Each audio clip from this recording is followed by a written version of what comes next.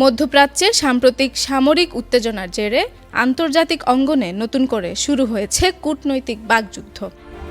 ইরানের বিরুদ্ধে ইসরায়েল ও যুক্তরাষ্ট্রের সামরিক পদক্ষেপ ঘিরে প্রতিক্রিয়া জানিয়েছে উত্তর কোরিয়া। উত্তর কোরিয়া ইরানের বিরুদ্ধে ইসরায়েল ও যুক্তরাষ্ট্রের সামরিক পদক্ষেপকে অবৈধ আগ্রাসন হিসেবে আখ্যা দিয়েছে। দেশটির দাবি, এসব হামলা ইরানের জাতীয় সার্বভৌমত্বের জঘন্য লঙ্ঘন এবং আন্তর্জাতিক আইনের পরিপন্থী। রাষ্ট্রীয় বার্তা সংস্থা কোরিয়ান সেন্ট্রাল নিউজ এজেন্সি এর বরাতে দ্য ডিপ্লোম্যাট জানায়, উত্তর কোরিয়ার পররাষ্ট্র মন্ত্রণালয়ের এক মুখপাত্র গভীর রাতে প্রকাশিত বিবৃতিতে যুক্তরাষ্ট্র ও ইসরায়েলের পদক্ষেপকে আগ্রাসী যুদ্ধ বলে উল্লেখ করেছেন।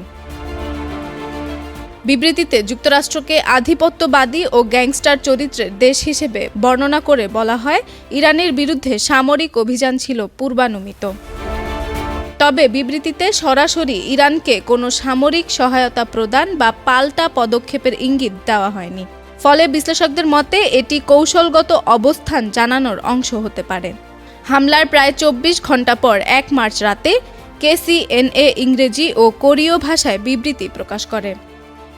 বিবৃতিতে আরও বলা হয়, মধ্যপ্রাচ্যে শান্তি ও স্থিতিশীলতা পুনঃপ্রতিষ্ঠায় আঞ্চলিক দেশগুলো ও সংশ্লিষ্ট পক্ষগুলোর দায়িত্বশীল ভূমিকা নেওয়া জরুরি। এদিকে উত্তর কোরিয়া আগেই জানিয়েছিল, যুক্তরাষ্ট্র যদি দেশটিকে পারমাণবিক শক্তিধর সার্বভৌমত্ব রাষ্ট্র হিসেবে স্বীকৃতি দেয়, তবে তারা আলোচনায় বসতে আগ্রহী। কিন্তু একদিকে আলোচনার বার্তা, অন্যদিকে সামরিক চাপ, এই দ্বৈত কৌশল উত্তর কোরিয়াকে আরও সতর্ক অবস্থানে নিয়ে যেতে পারে বলে ধারণা করা হচ্ছে। Roksana Tarin, channel I.